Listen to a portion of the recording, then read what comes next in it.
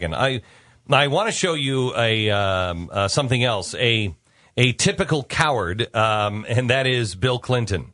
Here's what he said yesterday after he went on his apology tour and said, "Oh my gosh, am I starting to look like I'm not for the president?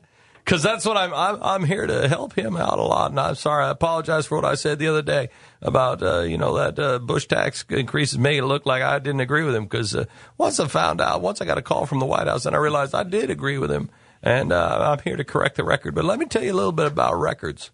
And then he says this: median income after inflation is lower than it was the day I left office.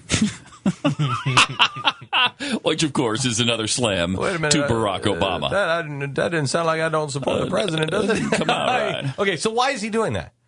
He's doing that. He's the most passive-aggressive guy I've ever seen in my life. I think there is a real dislike of this president. This president is a fraud, especially, I think, to Bill Clinton. We exposed a couple of weeks ago the real impact in the meeting behind his speech that he gave during the election. We said, this is a fairy tale. Everybody tried to make it look like he was saying something racist, which Bill Clinton, remember, is the first black president, couldn't have been saying something racist. What he was telegraphing, what he was really saying was, this guy's life is made up. It is not, come on, guys, this is a fairy tale. You actually believe this? Look at who this guy is. And he wasn't talking to the right, he was talking to the left.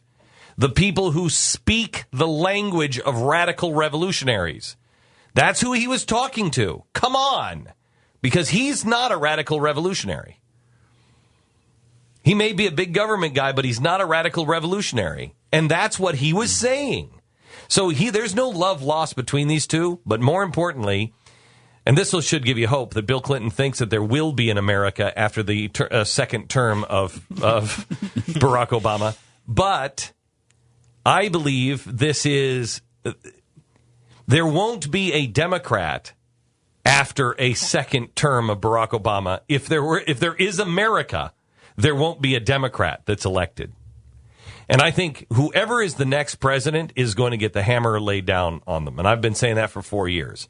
Whoever gets the presidency in 2012 is the Abraham Lincoln, because it's coming undone. And this is where the crap hits the fan. That's why you don't want Barack Obama as president, because he can finish his fundamental transformation.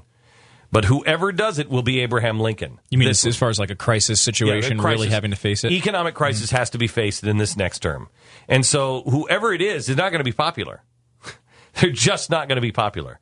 And I think Bill Clinton is playing the odds that this next president is not going to be popular. And if it's a Republican or if it's a Democrat in office, there's no chance for a Democrat to win a third term. Hillary Clinton or the vice president, whatever, they're not going to get a third term.